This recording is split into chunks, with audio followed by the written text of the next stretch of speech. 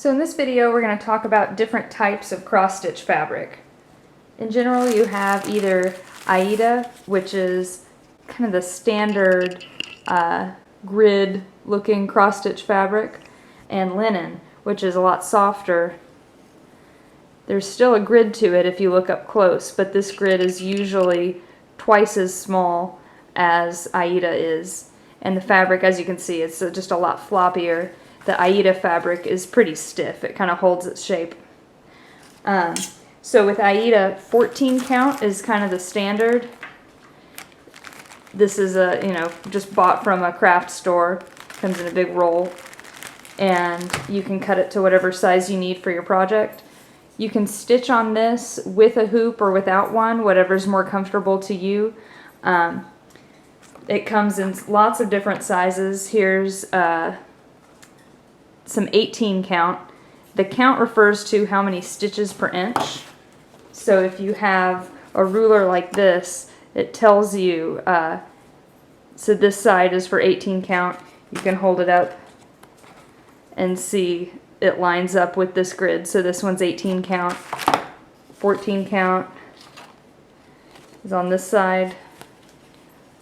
So you can line it up with the holes and make sure you're stitching on the kind of fabric that you need. With linen, there are lots of different options. This one is 40 count, so there are actually 40 threads per inch. When you stitch on this, you definitely want to stitch over 2 threads at least, so that you're not stitching little tiny stitches. 40 per inch would be really, really small. Another kind of fabric you can use is called waste canvas. And with these, it actually comes apart in strings. It comes apart a lot easier when it gets wet. So what you do with this is you'd actually put it on a shirt or a purse or something like that. I'm going to use this fabric as an example. So you just pin the waste canvas to it and then stitch through these holes. You have to be pretty precise if you want the stitching to look really even. And then when it's done, you take the pins out, get it wet, and then you're able to shred this really easily and actually pull it out of your stitches. And then it just leaves your stitching on the surface that you stitched it on. And the other option is plastic canvas. There are a few different kinds. There's the big plastic canvas. This is used for yarn. You might have seen this at a craft store. You can buy sheets of it and cut it down to use for whatever shapes you want. There's also what's called perforated plastic.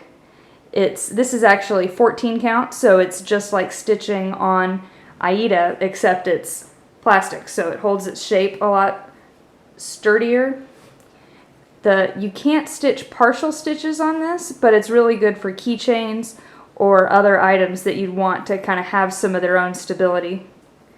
And then the other kind of plastic canvas is flexible. This almost feels just like the 14 count Aida in weight and flexibility. And this was actually the kind of fabric that I started stitching on, this flexible plastic canvas.